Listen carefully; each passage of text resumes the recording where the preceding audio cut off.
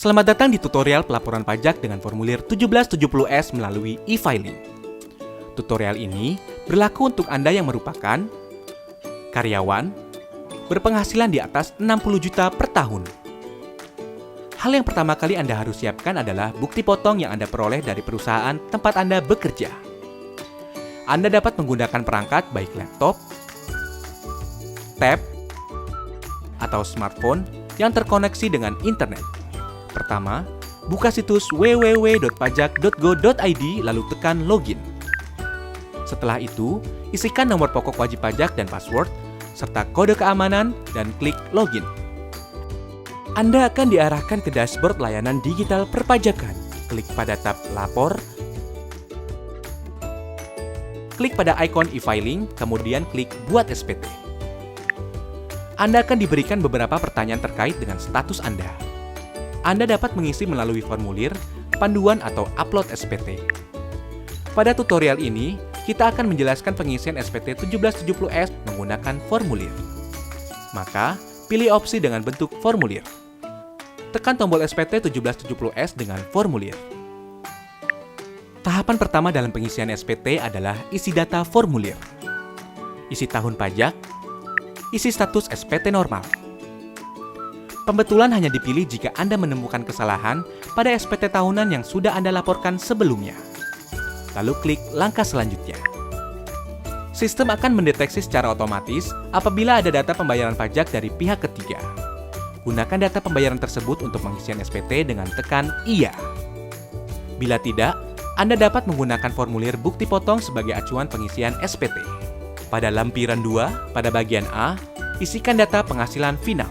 Pastikan data penghasilan final yang terekam telah sesuai dengan bukti potong yang Anda terima. Jika ada bukti potong yang belum terinput, klik tambah. Pilih sumber penghasilan, isikan nilai penghasilan bruto dan PPh terutang. Anda juga dapat mengubah atau menghapus data yang Anda rekam bila terjadi kesalahan. Pada bagian B, isikan daftar harta yang Anda miliki pada akhir tahun. Data harta yang telah Anda input pada tahun sebelumnya dapat Anda tampilkan kembali melalui menu Harta pada SPT tahun lalu dan lakukan penyesuaian. Jika Anda ingin menambahkan data harta lainnya, klik Tambah. Pilih kode harta sesuai dengan jenis harta, isikan keterangan nama harta dan tahun perolehan. Pada kolom harga perolehan, cantumkan nilai pada saat Anda memperoleh harta. Ingat, saat memperoleh harta. Isikan deskripsi lebih lanjut pada kolom keterangan. Pada bagian C, isikan daftar utang pada akhir tahun. Data utang yang telah Anda input pada tahun sebelumnya dapat Anda tampilkan kembali melalui menu utang pada SPT tahun lalu dan lakukan penyesuaian. Jika Anda ingin menambahkan data utang lainnya, klik Tambah. Pilih kode utang sesuai dengan jenis utang, nama pemberi pinjaman, alamat pemberi pinjaman, tahun pinjaman, dan jumlah utang yang tersisa pada akhir tahun. Klik Lanjut.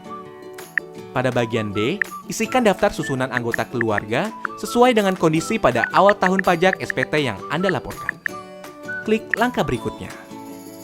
Pada lampiran 1, bagian A, isikan penghasilan bersih yang diperoleh dari dalam negeri yang bukan final antara lain bunga, royalti, sewa, penghargaan dan hadiah, keuntungan dari penjualan atau pengalihan harta, penghasilan lainnya.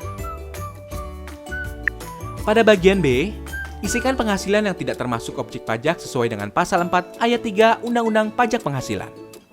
Pada bagian C, isikan daftar pemotongan atau pemungutan pajak dari bukti potong yang telah Anda terima. Isikan jenis pajak, NPWP pemotong pajak yang valid, nomor bukti pemotongan atau pemungutan, tanggal bukti pemotongan atau pemungutan, dan jumlah PPh yang dipotong atau dipungut. Klik langkah berikutnya. Pada induk SPT, isikan data identitas berupa status perkawinan, status kewajiban pajak suami atau istri, dan NPWP suami atau istri jika diperlukan. Pada bagian A, poin 1, isikan penghasilan neto dalam negeri sesuai dengan bukti potong yang Anda terima. Poin 2 akan otomatis terisi dari data yang telah Anda isikan pada lampiran sebelumnya. Pada poin 3, isikan penghasilan neto luar negeri. Pada poin 4, penghasilan neto akan dijumlahkan secara otomatis. Pada poin 5, isikan jumlah zakat yang Anda bayarkan kepada lembaga zakat yang telah disahkan oleh pemerintah. Poin 6 akan terisi otomatis. Pada bagian B, pilih status perkawinan dan isikan jumlah tanggungan sesuai dengan bukti foto. Maka, nilai penghasilan tidak kena pajak akan terisi secara otomatis. Bagian C hanya perlu diperhatikan bagi Anda yang memperoleh penghasilan dari luar negeri, dengan cara membaca ketentuan yang tertera pada petunjuk bagian C10. Bagian D poin 14 hanya perlu diisi apabila Anda pernah membayar angsuran PPh pasal 25. Lanjut ke bagian E. Anda akan mengetahui status SPT Anda apakah nihil, kurang bayar, atau lebih bayar. Jika SPT Anda nihil, Anda dapat melanjutkan pengisian pada poin F. Jika SPT Anda kurang bayar, Anda akan diberikan pertanyaan lanjutan. Jika Anda belum membayar, pilih belum dan Anda akan diarahkan untuk membuat e-billing terlebih dahulu. Bila Anda telah membayar, isikan data bukti pembayaran berupa jenis pembayaran, yaitu nomor transaksi penerima negara atau pemindah bukuan. Isikan kode NTPN atau pemindah bukuan Anda, lalu isi tanggal dan jumlah pembayaran. Jika SPT Anda lebih bayar, silakan unggah dokumen pendukung berupa bukti pemotongan pajak dari perusahaan atau bukti pembayaran lainnya. Pada poin F, hanya dikhususkan bagi Anda yang secara rutin memiliki status SPT kurang bayar.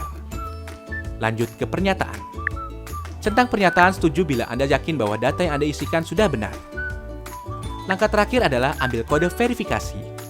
Secara otomatis kode verifikasi akan dikirimkan melalui email Anda.